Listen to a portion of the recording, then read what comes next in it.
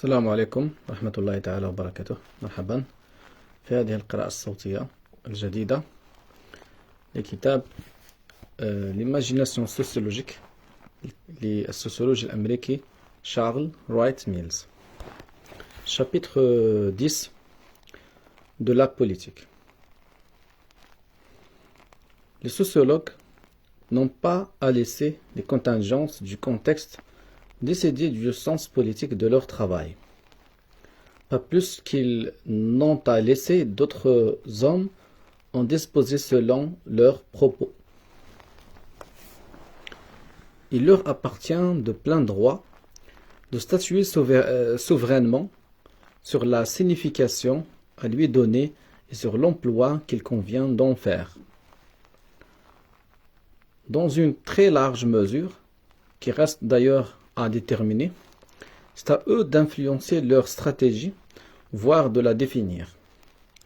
Pour ce faire, ils doivent formuler des jugements explicites et prendre des décisions concernant la théorie, la méthode et les faits. Du point de vue de la stratégie, ces jugements sont du ressort de l'intellectuel isolé aussi bien que de la confrérie. Et pourtant, n'est-il pas clair que le jugement implicite n'est-il pas clair que le jugement implicite en morale et en politique a beaucoup plus d'influence que les discussions ouvertes sur la stratégie personnelle et professionnelle? C'est seulement en mettant ouvertement ces influences à la question que les hommes peuvent pleinement les connaître, et par là régler leur retentissement sur le travail sociologique et sur sa signification politique. En aucun cas, le sociologue ne peut couper court aux options de valeur et éviter de les sous-entendre dans son travail. Les problèmes, comme les enjeux et les épreuves, se nourrissent des menaces qui pèsent sur les valeurs et ne peuvent se formuler clairement. Et ne peuvent se formuler clairement sans reconnaître ces valeurs. De plus en plus, la recherche et les sociologues sont exploités à des fins idéologiques et bureaucratiques. Ceci dit, en tant que spécialistes et en tant qu'individus, les chercheurs sont amenés à se demander s'ils ont conscience des utilisations et des valeurs de leur travail, s'ils en ont la pleine maîtrise, s'ils cherchent à l'acquérir, selon les réponses ou l'absence de réponses, et selon qu'ils mettent ou non ces réponses au service de leur travail et de leur vie professionnelle, ils donneront une réponse différente à l'ultime question. Dans leur travail de sociologue. A. Jouissent-ils d'une autonomie morale? B. Sont-ils asservis à la moralité d'autrui? C. Sont-ils abandonnés à eux-mêmes? Les maîtres mots de ces problèmes, utilisés avec la meilleure intention du monde d'ailleurs, n'ont plus cours. Les sociologues doivent à tout prix se poser ces questions. Dans ce chapitre, je suggérerai quelques éléments indispensables à leur réponse, et où c'est la réponse à laquelle je suis moi-même arrivé au cours des dernières années. Dans son travail, le sociologue n'est pas mis en demeure de choisir ses valeurs de but en blanc. Il travaille déjà, d'après certaines d'entre elles, celles que ces disciplines incarnent aujourd'hui, ont été choisies parmi les valeurs créées par la société occidentale. Partout ailleurs, la sociologie est un produit d'importation. Certes, il en est qui ne se font pas faute de faire croire que les valeurs choisies transcendent la société occidentale ou pas. D'autres laissent entendre que leurs normes sont émanantes à une société existante dont elles constitueraient une pure virtualité. Mais il ne fait plus de doute aujourd'hui que les valeurs inhérentes aux traditions de la science sociale ne sont ni transcendantes ni immanentes. Ce sont tout simplement des valeurs saluées par le plus grand nombre dans les limites dont se contentent les sphères restreintes. Ce qu'un homme appelle un jugement moral, c'est uniquement un désir de généraliser et par conséquent de mettre à la portée d'autrui les valeurs qu'il a choisies. Il me semble que les traditions de la sociologie, et en tout cas l'espoir intellectuel qu'elle a fait naître, font place à trois grands idéaux politiques.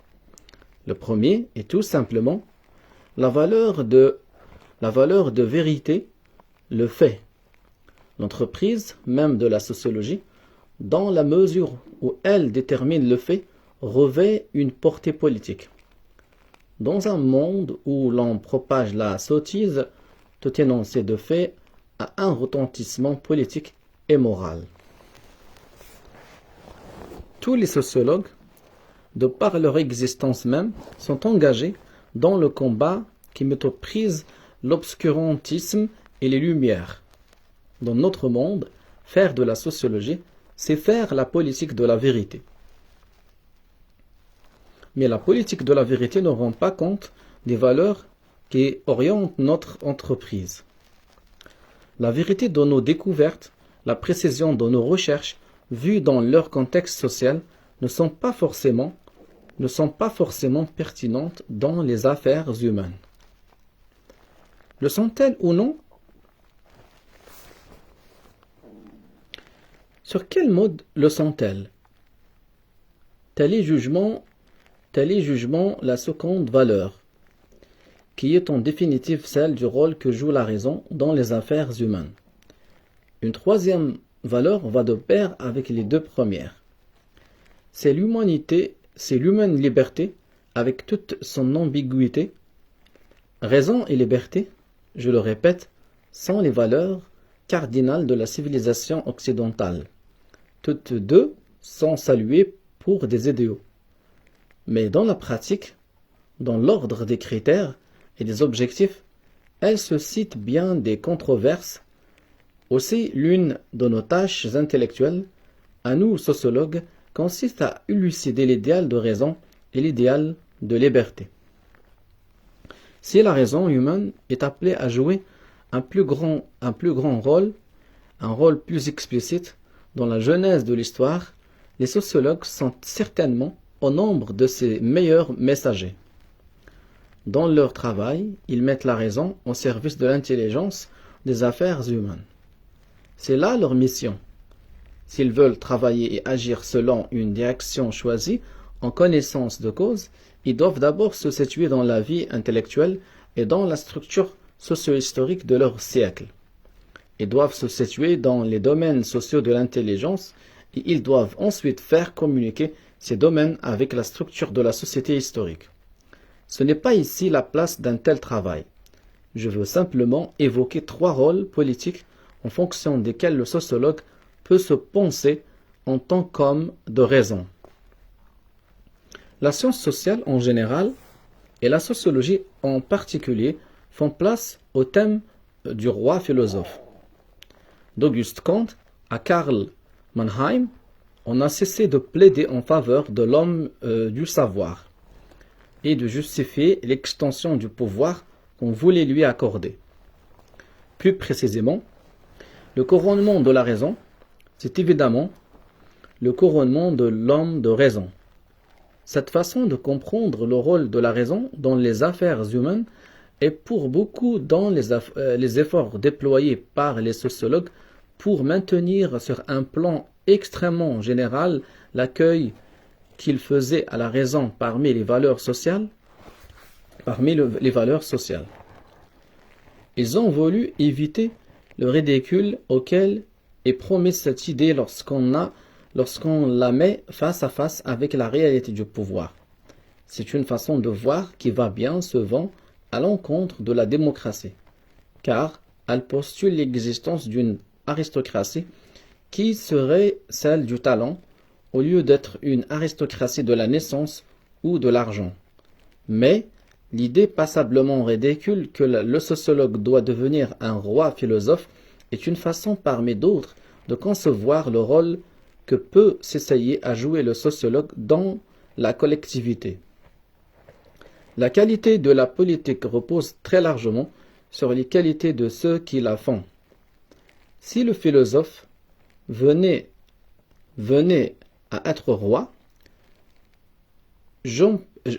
j'empresserai de déserter son royaume. Mais lorsque les rois n'ont pas de philosophie, ne sont-ils pas incapables de tenir une ligne de conduite devant les responsabilités? Le second rôle, le plus fréquent, consiste à se faire le conseiller du roi. Les mises à contribution bureaucratiques que j'ai décrites en sont le meilleur exemple.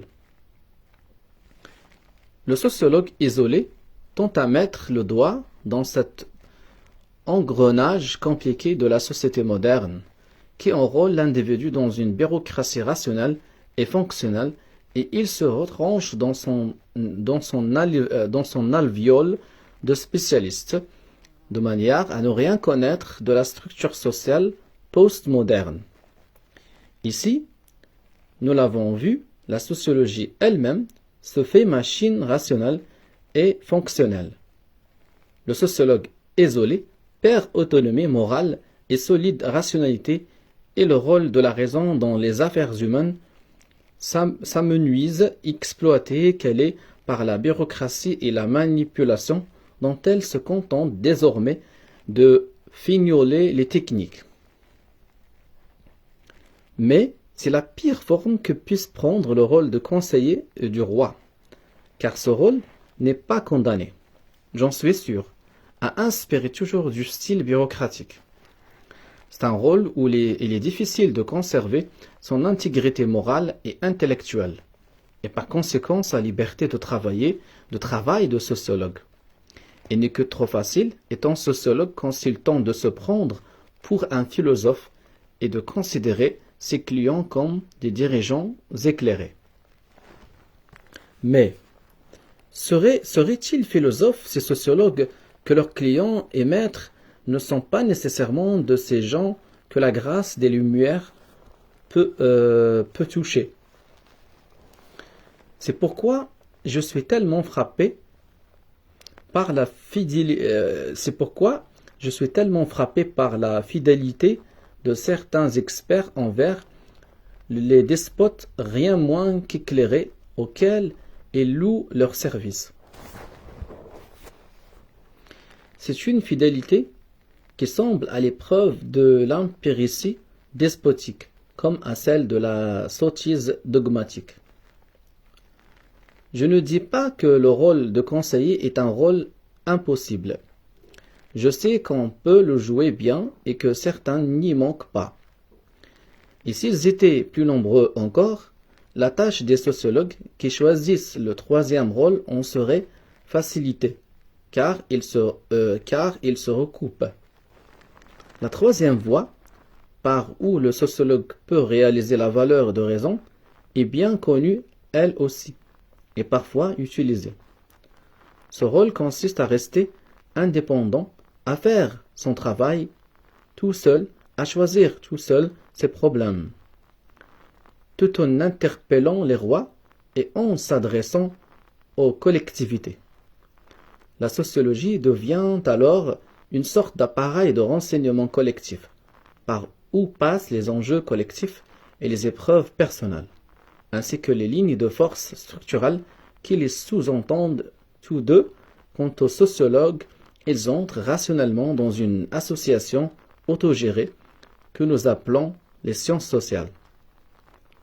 En assumant ce rôle, que je vais expliquer bientôt, nous essayons d'agir sur la valeur de raison en postulant que nous pouvons faire quelque chose. Nous postulons une théorie de l'historiogenèse. Nous supposons que l'homme est libre et que par le jeu de ses entreprises rationnelles, il peut influencer le cours de l'histoire. Je laisserai de côté désormais toute discussion sur les valeurs de raison et de liberté, et je m'attacherai à découvrir quelle théorie de l'histoire permet de les réaliser. Les hommes sont libres de faire l'histoire, mais certains sont plus libres que d'autres. Pour que cette liberté prenne effet, il faut que les hommes aient accès aux instruments de décision et de pouvoir grâce auxquels il est possible de faire l'histoire. Elle ne se fait pas toujours de cette manière-là. Dans les lignes qui suivent, je ne parlerai que de la période contemporaine où les instruments du pouvoir historiogénétique se sont tellement centralisés et tellement étendus. C'est à cette époque que je me place si les hommes n'y font pas l'histoire. Ils tendent, si les hommes n'y font pas l'histoire, ils tendent de plus en plus à devenir des ustensiles aux mains de ceux qui la font et les simples objets de cette genèse. Le rôle que jouent les décisions explicites dans la genèse de l'histoire constitue à lui seul un problème historique. L'importance de ce rôle dépend des instruments de pouvoir dont on dispose à un moment donné dans une société donnée. Dans certaines sociétés, les innombrables dans certaines sociétés, les innombrables actions d'une infinité de gens modifient leur milieu et transforment peu à peu la structure elle-même. Ces transformations constituent le flux de l'histoire. L'histoire est abandonnée et elle-même, et pourtant, en fin de compte, les hommes la font. Ainsi, des millions de producteurs et des millions de consommateurs prennent à chaque instant des millions de décisions, font et défont l'économie de marché. C'était peut-être à ce genre de choses que pensait Marx en écrivant dans le 18 Brumaire. Les hommes, Marx a écrit, les hommes sont les artisans de leur propre histoire, mais ils ne la font pas selon leur bon plaisir, et la font dans des circonstances qui ne dépendent pas d'eux. Le destin ou l'inévitabilité régit des événements historiques qui échappent à tout groupe ou à toute sphère possédant trois caractéristiques. Première caractéristique, assez dense pour pouvoir être identifié. 2. Ayant assez de pouvoir pour prendre des décisions riches en conséquences. Et 3. À même de prévoir ces conséquences et partant de pouvoir être tenu pour responsable. En ce sens, les événements sont les résultats cumulatifs et non prémédités d'une myriade de décisions émanant d'une myriade d'individus. Chaque décision entraîne une conséquence minime et risque d'être annulée ou amplifiée par d'autres décisions du même genre. Il n'y a aucun lien entre l'intention d'un seul et le résultat cumulatif des myriades de décisions. Les événements sont sans commune mesure avec les décisions humaines. L'histoire se fait derrière notre dos. Ainsi conçu, le destin n'est pas un fait universel. Il n'est pas inhérent à la nature de l'histoire ou à la nature de l'homme. Le destin fait partie d'une certaine structure sociale, douée de spécificités historiques. Dans une société où le dernier mot est au fusil, où l'unité d'économie est la ferme familiale et la petite boutique, où l'État-nation n'existe pas encore, ou bien se profile très loin à l'horizon, où la communication ressortie au bouche à oreille, au prospectus, à la chair dans cette société-là, l'histoire à coup sûr est un destin. Mais qu'on regarde maintenant la condition qui est la nôtre. Elle se définit par l'énorme accroissement et par la centralisation de tous les moyens de pouvoir et de décision, c'est-à-dire de tous les instruments de l'historiogenèse. Dans la société industrielle moderne, on développe et on centralise les conditions favorables à la production économique. On remplace les paysans et les artisans par des entreprises privées et des industries d'État. Dans l'État-nation moderne, les instruments de violence et d'administration politique évoluent de façon analogue. Les nobles sont sous la coupe des rois, les chevaliers et leurs adoublement laisse place à des armées actives et à de terrifiantes machines militaires, c'est aux États-Unis et en URSS qu'on va le plus loin dans cette dramatique évolution postmoderne. Et dans les trois ordres de l'économie, de la politique et de la violence. Aujourd'hui, les instruments de création historique se centralisent aussi bien sur le plan national que sur le plan international. N'est-il pas clair que l'homme tient aujourd'hui une occasion unique de faire son histoire en toute connaissance de cause? Les élites du pouvoir qui détiennent ces moyens de création font aujourd'hui l'histoire. Certes, ils la font dans des circonstances qui ne dépendent pas d'eux, mais si l'on songe à celles qu'ont dû affronter d'autres hommes en d'autres temps, ces circonstances-là ne paraissent pas autrement redoutables. Voilà bien le paradoxe de notre situation présente. Les instruments de la genèse historique étant ce qu'ils sont, il est clair que les hommes ne sont pas forcément la proie du destin, qu'ils sont en mesure aujourd'hui de faire leur histoire. Or, c'est aujourd'hui précisément que dépérissent et s'effondrent en Occident les idéologies dont les hommes tiraient l'espoir qu'ils pourraient faire cette histoire. Cet effondrement, c'est aussi l'effondrement des espoirs des Lumières qui laissent prévoir le règne de la raison et de la liberté dans l'histoire humaine. Là derrière se cachent aussi les carences. Là derrière se cachent aussi les carences intellectuelles et politiques de la communauté intellectuelle. Où est donc l'intelligentsia qui tout à la fois parle au nom de l'Occident, influence par son activité les partis et les collectivités et participe aux grandes décisions du siècle? Où sont les moyens de communication de masse auxquels ces hommes ont accès? Qui parmi les responsables du système bipartite et de ces sanglantes machines militaires prête attention à ce qui se passe dans l'univers du savoir, de la raison et de la sensibilité? Pourquoi la libre pensée est-elle écartée des décisions du pouvoir? Pourquoi les hommes du pouvoir se laissent-ils aller à l'ignorance et à l'irresponsabilité? Aux États-Unis, intellectuels, artistes, ministres, chercheurs et hommes de science sont en train de se livrer une guerre froide où ils répètent et entretiennent la confusion des bureaucraties. Jamais ils ne demandent aux gens du pouvoir de changer de ligne de conduite. Jamais ils ne se mettent de suggestions aux collectivités. Ils ne cherchent pas à faire entrer la responsabilité dans la politique des États-Unis.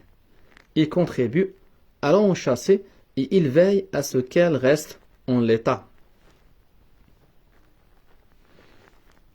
Les carences du clergé chrétien ont aussi leur part de responsabilité dans cette affaire, au même titre que l'enrôlement des savants dans les machines à sciences nationalistes. Les inventions de journalistes devenues routinières y sont également pour quelque chose, ainsi que toutes les sornettes prétentieuses qu'on fait passer pour de la sociologie. Loin de moi la prétention de voir tous les sociologues se rallier à mon opinion, et d'ailleurs mon propos n'en souffre pas. Je veux simplement dire avec force qu'une fois admises les valeurs de raison et de liberté, le devoir par excellence du sociologue est de circonscrire les limites de la liberté et les limites du rôle que joue la raison dans l'histoire. En adoptant le troisième rôle, le sociologue n'apparaît pas à sa propre conscience sous les traits d'un être autonome, soustrait à la société. Avec bien d'autres, ils se sont au contraire exclus des grandes décisions qui font l'histoire de ce temps. En même temps, il se sait au nombre de ceux qui subissent les conséquences de ces décisions mêmes. Et voilà pourquoi, dans la mesure où il sait ce qu'il fait, il devient explicitement une créature politique. Personne n'est en dehors de la société. Le problème, c'est de savoir la place que chacune. Le problème, c'est de savoir la place que chacun y occupe. En général, le sociologue est de classe, de pouvoir et de statut moyen. C'est une situation qui ne l'avantage pas pour résoudre les problèmes de structure. Il n'en sait pas davantage que l'homme ordinaire, car les solutions de ces problèmes dépassent l'intellectuel et le personnel. Pour les formuler, on ne peut pas s'en tenir au milieu auquel a accès le sociologue, et l'on va de même pour les résoudre, ce qui revient à dire que ce sont des problèmes de pouvoir social, de pouvoir politique et de pouvoir économique. Mais le sociologue est quelque chose de plus que l'homme ordinaire. Sa mission intellectuelle consiste à transcender les milieux où il lui est donné de vivre. C'est ce qu'il fait en examinant l'ordre économique de l'Angleterre au XIXe siècle, la hiérarchie statutaire des États-Unis au XXe siècle, les institutions militaires de Rome sous l'Empire ou la structure politique de l'Union soviétique. Pour autant qu'il s'inquiète des valeurs de raison et de liberté, il cherchera à déterminer dans quelle mesure différents hommes, dans différentes structures sociales, peuvent espérer agir en hommes libres et doués de raison. Il cherchera ensuite à déterminer dans quelle mesure différents hommes, jouissant de positions différentes dans des sociétés différentes, ont lieu d'espérer premièrement, en vertu de leur raison et de leur expérience, transcender leur milieu quotidien, et deuxièmement, en vertu de leur pouvoir, agir efficacement pour le bénéfice de la structure de la société et de leur époque. Tels sont les problèmes du rôle de la raison dans l'histoire. On s'apercevra alors aisément que, dans les sociétés modernes, certains hommes ont le pouvoir d'agir profondément sur les structures et sont parfaitement conscients des conséquences de leurs actes, que d'autres ont le pouvoir mais n'en connaissent pas la portée, et que nombreux sont ceux à qui la conscience des structures ne permet pas de transcender les milieux quotidiens et à qui les moyens d'action mis à leur portée ne permettent pas d'amener des transformations structurelles. Ensuite, en tant que sociologue, nous nous situons de par notre travail. Nous n'ignorons pas les structures sociales et nous connaissons quelque peu leur dynamique historique. Mais il est trop clair que nous n'avons pas accès aux grands moyens de pouvoir qui existent actuellement et permettent de régler cette dynamique. Nous détenons cependant un petit instrument de pouvoir, et c'est lui qui nous laisse entrevoir quels sont notre rôle politique et les dimensions politiques de notre travail. La mission politique du sociologue, qui admet les idéaux de raison et de liberté, consiste à adresser son travail aux trois autres types d'hommes que j'ai classés selon le pouvoir de la conscience. À ceux qui détiennent le pouvoir et le savant, il fait endosser diverses doses de responsabilité eu égard aux conséquences structurelles que son analyse permet de mettre au compte de leurs décisions ou de leur absence de décision. à ceux dont les actes entraînent de telles conséquences, mais qui semblent l'ignorer, il adresse tout ce qu'il a découvert sur ces conséquences. Il s'efforce d'instruire et de rechef, il fait endosser la responsabilité. Alors, franchement, je trouvais un mot. Je vais voir comment se prononce le mot. Alors,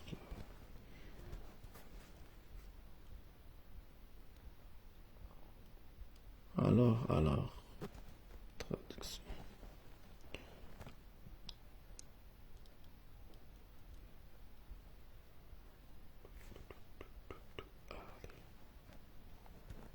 De rechef.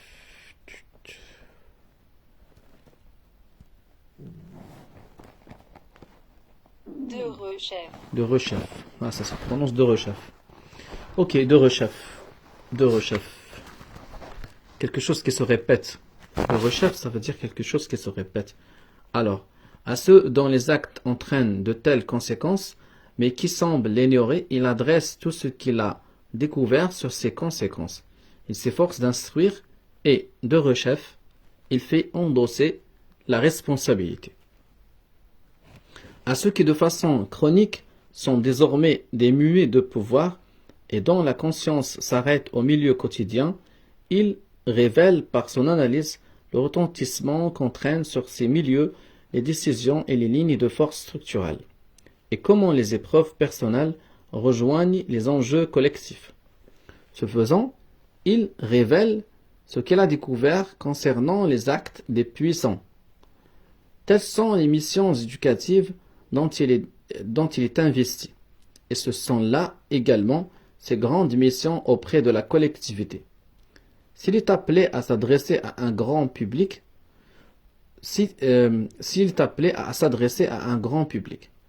voyons donc maintenant les problèmes et les tâches que ce troisième rôle implique.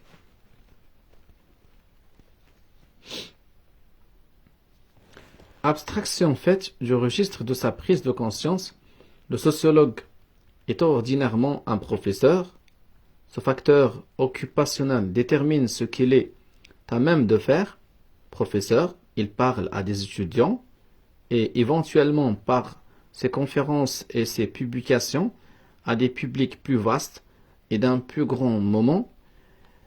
Ne quittons pas, s'il vous plaît, ces données élémentaires de pouvoir ou plutôt de manque de pouvoir.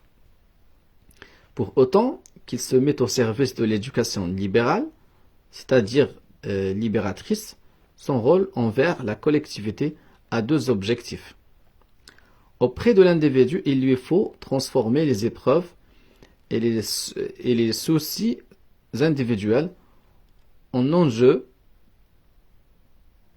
sociaux et en problèmes perméables à la raison. Il faut aider l'individu à devenir un perpétuel autodidacte, faute de quoi il ne saurait prétendre être libre et raisonnable. Auprès de la société, il doit s'employer à réduire toutes les forces qui détruisent les collectivités véritables et tentent d'instaurer une société de masse, ou pour parler de manière positive, il a pour mission de former et de consolider des collectivités autodidactes. C'est à ce prix que la société sera libre et raisonnable. Tout cela est bien général. Et il me faut maintenant emprunter un chemin plus détourné. Nous avons affaire à des savoir-faire et à des valeurs. Les savoir-faire sont plus ou moins adaptés aux tâches de l'émancipation. Je ne crois pas que valeurs et savoir-faire puissent être associés aussi aisément que nous le supposons dans la recherche des savoir-faire neutres. C'est une échelle de degrés, d'un côté les savoir-faire et de l'autre les valeurs. Mais dans les segments intermédiaires, il y a ce que j'appellerais les sensibilités, et ce sont elles qui nous intéressent au premier chef.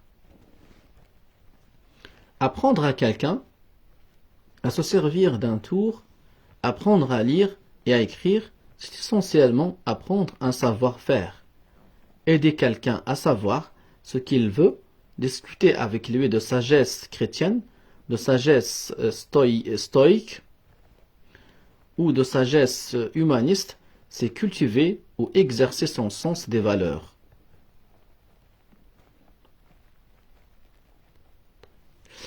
De pair avec le savoir-faire et les valeurs, il faut ranger la sensibilité qui les enveloppe et les dépasse.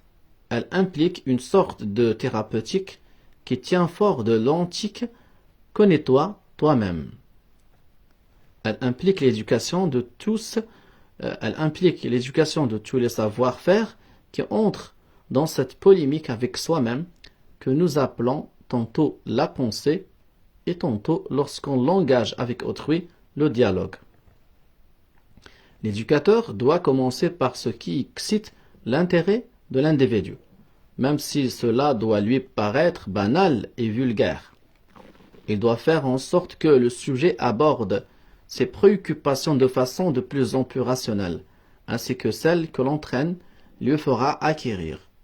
Et l'éducateur doit s'efforcer de former des hommes et des femmes à même de vouloir continuer seuls dans la voie qu'il a tracée. Le produit de l'éducation libératrice, c'est l'autodidacte. En somme, c'est l'individu libre et rationnel. Une société où prédomine ce type d'homme est proprement démocratique. C'est aussi une société faite de collectivités véritables et non pas de masse. Je veux dire ceci, qu'ils les connaissent ou non, les hommes qui traversent des épreuves dans une société de masse sont incapables d'en faire des enjeux sociaux. Ils ne comprennent pas les interférences entre ces épreuves de milieu et les problèmes de structure sociale. C'est exactement ce que l'homme averti, membre d'une collectivité authentique, est à même de faire, contrairement aux autres, ce qu'il vit sur le mode d'épreuve personnelle et sait très bien que d'autres le vivent aussi comme problème et qu'on ne peut les résoudre individuellement, mais qu'il faut modifier les structures des groupes où il vit et d'aventure la structure de la société entière. Les hommes de masse ont leurs épreuves, mais ils n'en savent pas l'origine ni la signification. Les hommes de collectivité se mesurent à des enjeux et ils prennent généralement conscience de leur dimension collective. Il appartient aux sociologues et à tout éducateur libéral de traduire perpétuellement les épreuves personnelles en enjeux collectifs et de donner aux enjeux collectifs leur riche dimension humaine. Il lui appartient de faire preuve dans son travail et dans sa vie, car c'est un éducateur de cette forme particulière, l'imagination sociologique.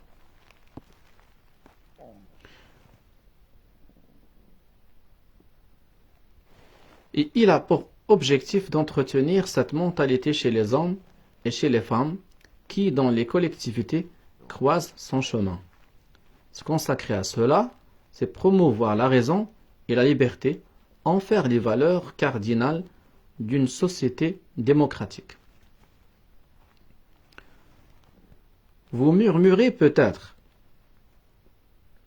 je le vois venir, il va placer son idéal si haut que rien ne pourra en approcher. Cette remarque prouvera une chose, c'est que le mot de démocratie est bien galvaudé et qu'on se soucie peu de lui rendre sa rigueur. L'idée de démocratie n'est pas simple. C'est à bon droit qu'elle prête à discussion, mais elle n'est tout de même pas si complexe et si ambiguë qu'elle ne puisse être utilisée par des gens qui veulent raisonner ensemble. J'ai déjà essayé de montrer ce que je mets dans l'idéal de démocratie. La démocratie implique essentiellement que les gens affectés par une décision humaine soit pour quelque chose dans cette décision. Il s'ensuit que tout pouvoir décisionnaire doit être légitimé auprès de la collectivité et que les décisionnaires doivent être tenus pour responsables devant elle. Ces trois conditions ne peuvent être respectées. Il me semble que dans les sociétés où s'épanouissent les collectivités et les individus du type décrit plus haut, ces trois conditions ne peuvent être respectées. Il me semble que dans les sociétés où s'épanouissent les collectivités et les individus du type décrit plus haut, il y a cependant d'autres requisites. La structure sociale des États-Unis n'est pas entièrement démocratique. C'est le moins qu'on puisse dire. Je ne connais pas de société qui soit absolument démocratique. Ce n'est qu'un idéal. Les États-Unis d'aujourd'hui sont démocratiques essentiellement par la forme et par la rhétorique des beaux lendemains. En fait, et si l'on va au fond des choses, ils sont souvent antidémocratiques. Dans de nombreux secteurs institutionnels, ce n'est que trop clair. Ce ne sont pas des assemblées provinciales qui gèrent l'économie de grandes entreprises.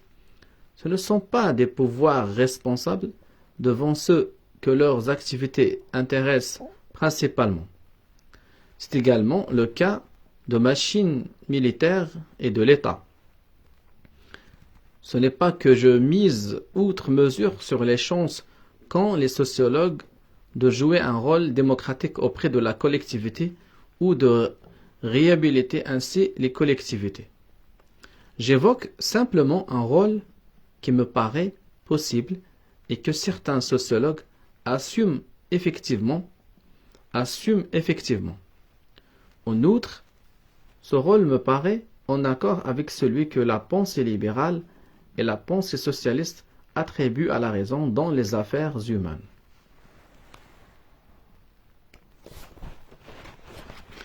D'après moi, le rôle politique de la science sociale, nature et modalité de ce rôle est directement proportionnel à la place qui est faite à la démocratie.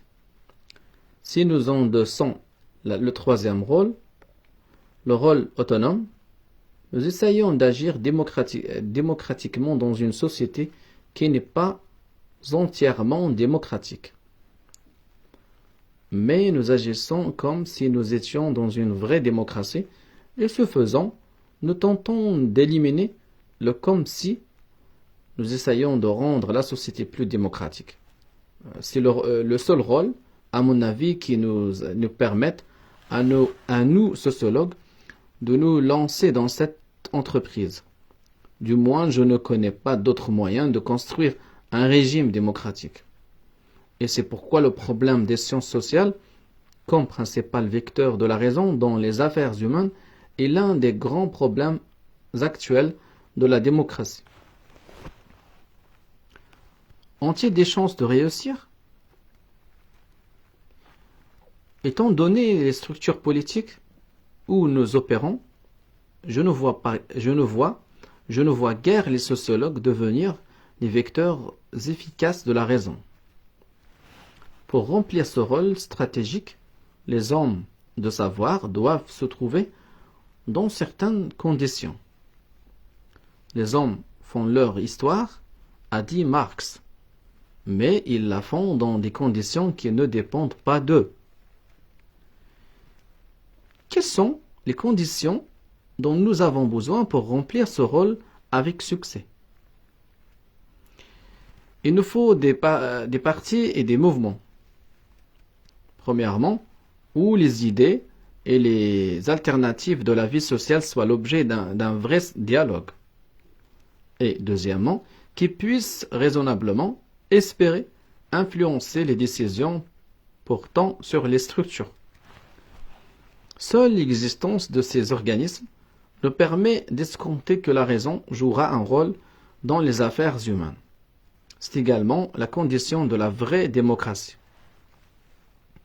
Sous un tel régime, les sociologues, non contents de s'adresser à une collectivité imprécise, et je le crains, bien clairsemée, prendraient parti pour et contre les mouvements, les couches sociales et les intérêts.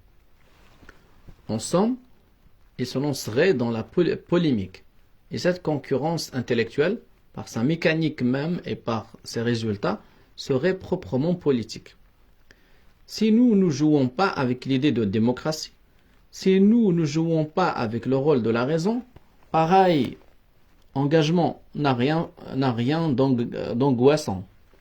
Ni les définitions de la réalité sociale, ni l'exposé des méthodes et des moyens politiques, ni a fortiori les buts proposés, soyons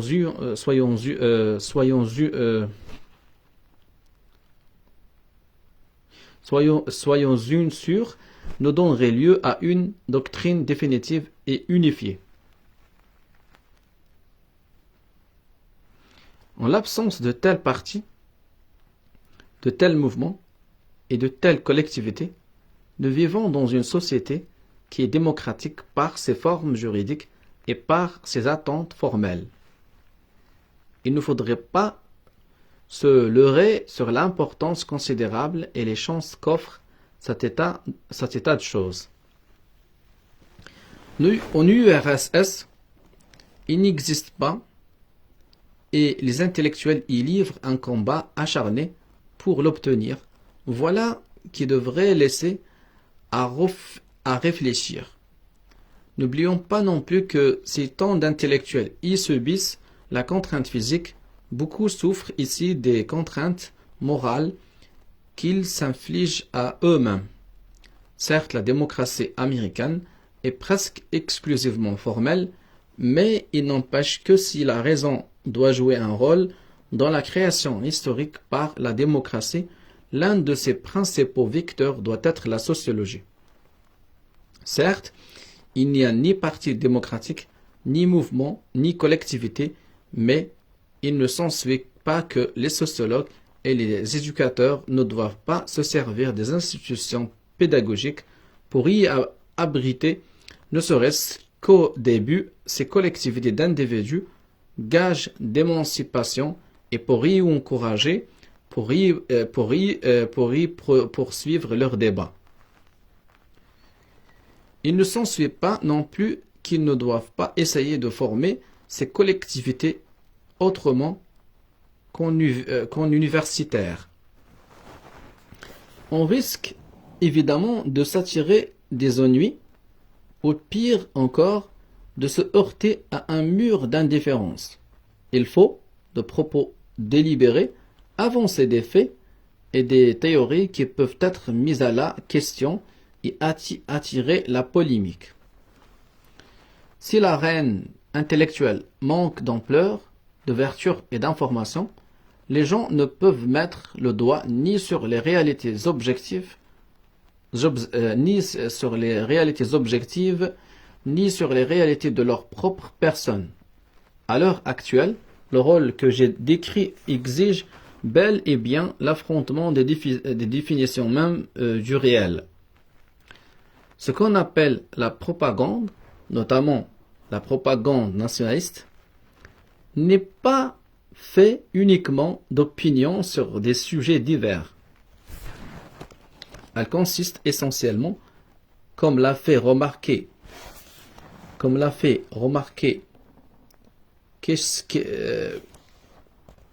Keshkimeti, à répandre les définitions officielles de la réalité.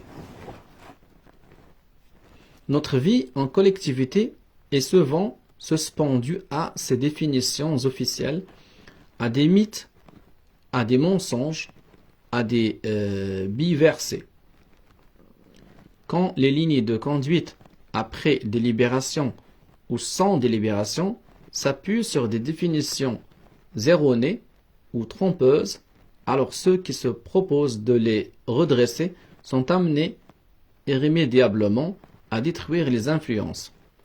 C'est pourquoi les collectivités que j'ai évoqués, ainsi que les hommes doués d'individualité, ont, de par leur existence dans une telle société, un rôle décisif à jouer. Néanmoins, l'esprit, l'étude, l'intellect, la raison, les idées ont une mission. Donner une juste définition de la réalité et une définition qui est une pertinence collective. En pédagogie et en politique, la sociologie a pour rôle d'aider les collectivités et les individus perfectibles à se développer et à survivre, de cohabiter avec des définitions adéquates des réalités personnelles et sociales, et d'agir en accord avec elles. Le rôle que j'assigne à la raison n'exige pas du sociologue qu'il batte le pavé, qu'il s'envole par le premier avion vers le théâtre d'une crise, qu'il brigue le congrès, qu'il rachète un journal, qu'il aille visiter les pauvres ou harangue les populations au coin des rues. Voilà des actions admirables. Je m'imagine très bien tenté par ces rôles-là, en certaines circonstances, mais le sociologue n'a pas à les remplir en temps normal. Ce serait une démission, ce serait faire preuve de scepticisme envers le grand espoir de la sociologie et envers le rôle de la raison. Il suffit que le sociologue fasse son travail et qu'il entraille la bureaucratisation de la raison et du discours. Tous les sociologues ne sont pas d'accord avec moi, et mon intention n'est pas de les convaincre. Je prétends dire simplement que l'une de leurs missions consiste à bien préciser de quoi, selon eux, est faite la transformation historique et quelle place y occupent les hommes de raison et de liberté. C'est ensuite seulement qu'ils viennent à discerner leur rôle politique et intellectuel au sein des sociétés étudiées et à décider du même coup ce qu'ils pensent réellement des valeurs de raison et de liberté, si profondément rivés dans la tradition et dans l'espoir de la sociologie. Si les individus et les petits groupes ne sont pas libres d'influencer l'histoire par leurs actes, et si, de surcroît, ils n'ont pas assez de raisons pour en apercevoir les conséquences, si les structures de la société moderne ou d'une société quelle qu'elle soit sont telles que l'histoire s'en va à volo et que rien, ni les moyens dont on dispose, ni le savoir qu'on peut acquérir ne permet de la reprendre en main, alors le seul rôle indépendant dont la sociologie puisse se prévaloir, c'est de relater et de comprendre. On ne peut plus songer à faire endosser des responsabilités au pouvoir. Les valeurs de raison et de liberté ne peuvent plus se réaliser qu'exceptionnellement au sein de certains milieux personnels privilégiés. Mais voilà bien d'ici les degrés de la liberté et la gamme des conséquences peuvent toujours prêter à discussion, mais je ne pense pas pour autant que la preuve soit faite et qu'il faille renoncer à utiliser les valeurs de raison et de liberté pour tracer le chemin de l'entreprise sociologique. Aujourd'hui, on cherche à ignorer ces questions délicates. La sociologie n'est pas là pour sauver le monde, dit-on. C'est tantôt le déni d'un chercheur modeste, tantôt le mépris cynique du spécialiste pour une question trop générale, tantôt l'aveu d'une espérance déçue. C'est souvent une pause par où l'on cherche à se parer du prestige de l'homme de science, esprit pur et désincarné. Mais il arrive qu'on en arrive là après avoir bien posé l'effet du pouvoir. Comme je la connais, je ne crois pas que la sociologie sauve le monde, mais j'accepte volontiers qu'on essaye de sauver le monde. Si l'on entend par là qu'on fasse en sorte d'éviter la guerre et de réorganiser les affaires humaines en accord avec les idéaux de liberté et de raison. Le peu que je sais me fait bien mal augurer de l'issue. Mais même si nous en sommes là, il faut le dire, à supposer que l'esprit humain puisse effectivement résoudre les crises de notre temps, le sociologue n'est-il pas tout désigné pour montrer la voie? Ce que nous représentons, sans toujours le montrer, c'est l'homme qui a pris conscience de l'humanité. C'est au niveau de la prise de conscience humaine que doit se placer la solution de tous les grands problèmes. Vouloir conjurer ceux qui détiennent le pouvoir au nom du savoir dont nous disposons, c'est un projet qui relève de la plus folle utopie. Les seuls rapports que nous puissions entretenir avec eux sont du domaine de l'utilité.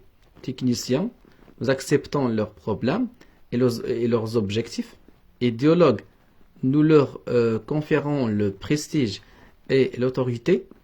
Si nous cherchons autre chose sur le plan politique, il faut au préalable que nous révisions la nature de notre entreprise collective de sociologues. Un sociologue peut, sans utopie, conjurer ses collègues de le faire. Tout sociologue conscient doit affronter les grands dilemmes moraux que j'ai évoqués dans ce chapitre, faire le départ entre ce qui intéresse les hommes et ce qu'ils ont intérêt à faire. Si nous nous en tenons à l'idée démocratique qu'intéresse les hommes, ce qui nous concerne tous, alors nous acceptons les valeurs qui ont été inculquées souvent accidentellement et souvent de propos délibérés par les intérêts engagés. Ces valeurs sont souvent les seules qu'il ait été donné à l'homme de nourrir plutôt que les options, ce sont les habitudes contractées inconsciemment. Si nous adoptons l'idée dogmatique selon laquelle est de l'intérêt des hommes qu'ils y prennent ou non intérêt de faire ce qui doit nous concerner moralement, alors nous risquons de violer les valeurs démocratiques. Nous nous exposons à devenir des manipulateurs ou des tyrans, voire les deux, au lieu de jouer notre rôle de conseiller dans une société où les hommes essaient de raisonner au même diapason et où l'on place très haut la valeur de raison. C'est en nous adressant aux enjeux et aux épreuves, en épuisant la matière de nos problèmes, que nous donnons à la raison une chance, sa seule chance d'intervenir démocratiquement dans les affaires humaines au sein d'une libre société et par là même de réaliser les valeurs classiques qui nourrissent l'espoir de nos recherches. Voilà, donc j'arrive à la fin de ce chapitre. Le dernier chapitre, ce sera sur le métier de l'intellectuel. Voilà. Donc c'était le chapitre 10 de la politique, la relation entre la sociologie et la politique. Et là, le prochain chapitre, ce sera le dernier, sur le métier d'intellectuel. Assalamu alaikum.